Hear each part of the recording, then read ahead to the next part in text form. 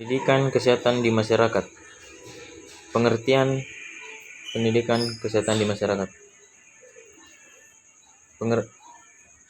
Pengertian kesehatan di masyarakat merupakan upaya menyadarkan masyarakat mengenai pentingnya hidup sehat atau pentingnya perilaku sehat melalui peningkatan pengetahuan masyarakat. Pendidikan kesehatan di masyarakat pelaksanaannya dapat dilakukan melalui beberapa pendekatan sesuai dengan kebutuhan masyarakat setempat atau tergantung permasalahan yang ada pada masyarakat. Artinya, berbeda antara masyarakat di satu wilayah dengan masyarakat di wilayah lain. Jenis-jenis pendidikan kesehatan di masyarakat. Pendidikan direktif. Pendidikan direktif berasumsi bahwa petugas tahu apa yang dibutuhkan dan apa yang baik untuk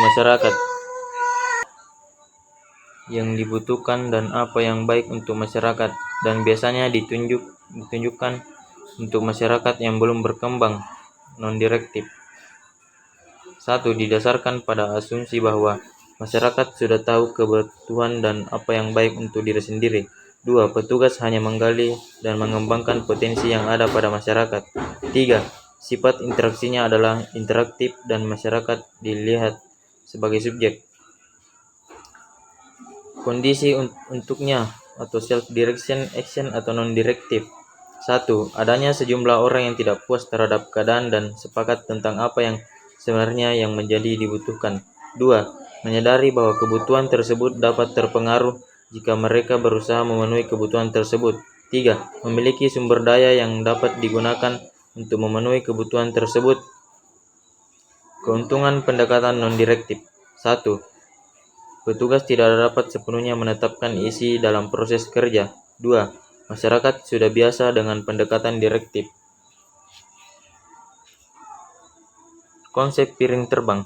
Konsep piring terbang adalah analogi permainan piring terbang untuk pemberdayaan masyarakat. Artinya, pemberian tambahan kekuatan atau bantuan yang tidak sesuai dapat berakibat fatal atau tidak seperti yang diharapkan. Untuk meningkatkan posisi piring terbang, perlu adanya penambahan kemampuan berputar, dapat dilakukan dari dalam maupun dari luar pada saat yang tepat dan arah yang sesuai. Yang harus diingatkan adalah bahwa penambahan berputar yang terjadi secara tiba-tiba dapat menimbulkan guncangan, dan arah yang tidak sesuai yang dapat menimbulkan kehancuran. Konsep piring terbang yaitu 1. Sesuai dengan hukuman mekanik, piringan yang berputar akan bergerak naik jika mengalami pendidikan tanda dalam kecepatan perputaran, yang bergerak turun jika kecepatan peraturan berkurang. 2. Potensi masyarakat dapat digambarkan sebagai energi yang ada dalam sebuah piringan yang berputar, di mana kecepatan berputar tiap kelompok berbeda. 3. Perbedaan ini menyebabkan munculnya perbedaan ketinggian dari tiap piring terbang. 4. Pada masyarakat yang sudah berkembang, energi yang sudah ada sudah dikembangkan secara optimal sehingga tingkat perkembangan lebih tinggi. Penetapan PPM dilandasi pada pemikiran bahwa proses belajar berlangsung secara bertahap yang disesuaikan secara situasi dan kondisi kelompok sasaran. Penetapan gaji menggambarkan proses pendeklarasian wewenang dari petugas kelompok sasaran agar semakin mandiri. Keterlibatan sasaran yang pada awalnya lebih baik pada kegiatan yang bersifat pelaksanaan secara bertahap ditingkatkan pada kegiatan pemantauan, perencanaan, dan penilaian. Konsep gotong royong. Konsep gotong royong erat kaitannya dengan konsep kelompok primer dan sekunder. Artinya, konsep gotong royong lebih sesuai untuk kelompok primer karena mempunyai kesempatan untuk berkomunikasi secara intensif. Kegiatan PPM sebagai pengalaman belajar.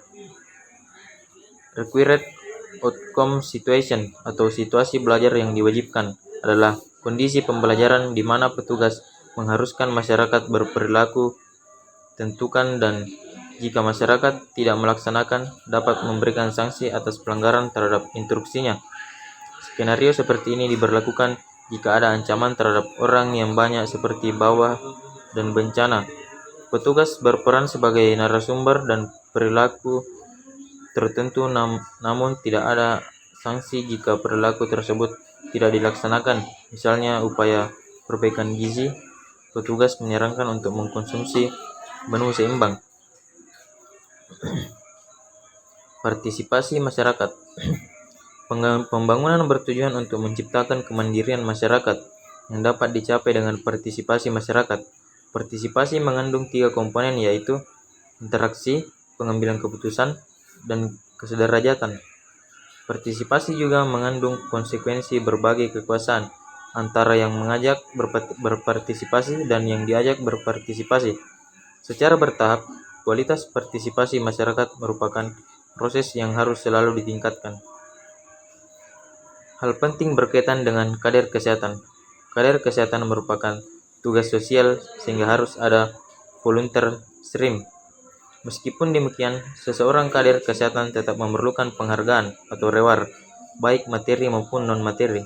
Hingga saat ini belum ada mekanisme pemberian penghargaan untuk kader, sehingga perlu dikembangkan suatu cara agar kader mendapat kepuasan dari peranannya sebagai kader kesehatan. Model-model PPM. Model A. 1. Asumsi. 2. Berorientasi. 3. Strategi dasar. 4. Peran petugas sebagai enable. 5. Orientasi terhadap struktur kekuasaan. Model B atau social planning. 1. Menekankan aspek teknis. 2. Berorientasi pada penugasan. 3. Strategi dasar. 4. Peran petugas sebagai ahli dan orientasi terhadap struktur kekuasaan. Model C atau social action. 1. Mempunyai tujuan untuk mengadakan perubahan mendasar pada lembaga-lembaga kemasyarakatan. 2. Beri orientasi pada proses ataupun penugasan. 3. Strategi dasar banyak memanfaatkan konflik, kontroversi, dan aksi-aksi langsung. 4. Struktur kekuasaan dijadikan sasaran perubahan. 5.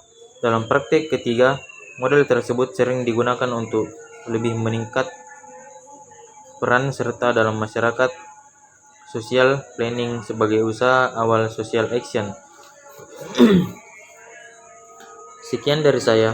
Assalamualaikum warahmatullahi wabarakatuh.